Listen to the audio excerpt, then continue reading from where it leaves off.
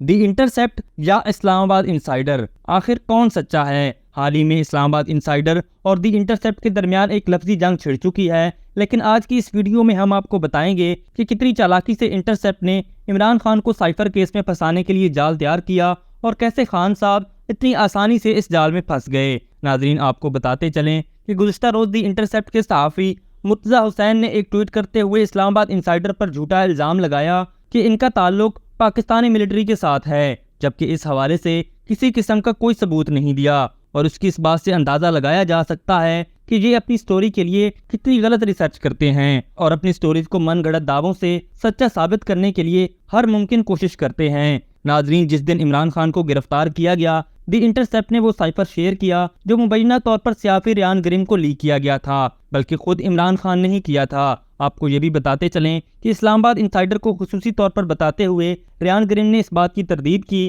کہ عمران خان کی جانب سے اس سال جون میں یہ سائفر انہیں دیا گیا، جبکہ بابسوخ ذرائع کا یہ دعویٰ ہے کہ یہ سائفر عمران خان نے ہی لیک کیا تھا، اور اس حوالے سے اب ایسے شواہد بھی سامنے آ رہے ہیں جن سے پتہ چلتا ہے کہ ریان گریم اور مرتضی حسین دونوں پاکستان میں عمران خان کے دشمنوں کے ساتھ مل کر کام کر رہے ہیں اور اپنی سٹوری کا استعمال کرتے ہوئے ان کے خلاف غداری کی کارروائی کو مستحکم کر رہے ہیں۔ دی انٹرسیپٹ کی سٹوری کی پہلی نظر میں ایسا لگ سکتا ہے کہ یہ عمران خان کے دفاع کے لیے بنائی گئی ہے اور یہ ظاہر کرنے کے لیے کہ دراصل انہیں بے دخل کرنے کی امریکی سازش تھی، لیکن حقیقت یہ ہے کہ ریان اور مرتضی دونوں سوشل میڈیا پر عمران خان کا دفاع کرنے کے لیے گئے تھے، اور یہ بھی ایک احتیاط سے تیار کی گئی اسموک سکرین تھی۔ ذرائع کا دعویٰ ہے کہ دونوں صحافیوں کو عمران خان پر ہٹ جاب کے لیے بھاری معاوضہ دیا گیا تھا، جس سے عمران خان کو آفیشیل سیکرٹ ایکٹ کی خلاف ورزی کرنے پر سزا اور ممکنہ طور پر موت کی سزا سنائی جا سکتی ہے۔ مختلف صحافیوں نے انکشاف کیا ہے کہ عمران خان نے ایک انکرپٹڈ میسجنگ ایپ کے ذریعے